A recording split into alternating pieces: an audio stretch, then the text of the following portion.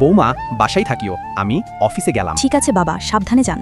তখন রাধিকার শ্বশুর অফিসে না গিয়ে দরজার শব্দ করে দাঁড়িয়ে থাকলে রাধিকা তার শাড়ি খুলে ছোট ড্রেসটি বের করতে থাকে, যা দেখে রাধিকার শ্বশুর অবাক হয়ে যায়। এরপর রাধিকা তার বয়ফ্রেন্ড সুজয়কে ফোন করে বলে, বাবু বাসা ভাতা চলে আসো, আজকে অনেক মজা দিব। বৌমা আজকে পালাবে কই? তোমাকে আজকে একদম হাতে নাতে ধরবো। জান, আজকে অনেক মজা হবে। হ্যাঁ জান, অনেক মজা হবে। এদিকে লুকিয়ে রাধিকার শ্বশুর সব দেখতেছিল। রাধিকা, আমরা আরো কবে বিয়ে করব সোনা? তুমি যত তাড়াতাড়ি পারো তোমার স্বামী রাহুলকে মেরে ফেলো। হ্যাঁ সুজয়, আমারও তোমাকে ছাড়া কিছু ভালো লাগে না।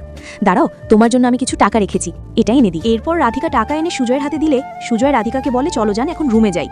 এরপর তারা দুজনে রুমে ঢোকার সময় রাধিকার শ্বশুর এসে তাদের সাথে যা করলো তা দেখলে তোমরা সকলে অবাক হয়ে যাবে। আল্লাহর এই সুন্দর নামটি দেখে যে ভিডিওতে লাইক করে চ্যানেলটি সাবস্ক্রাইব করে দিবে। হে আল্লাহ, তুমি তাদেরকে হজ করা তৌফিক দান করো।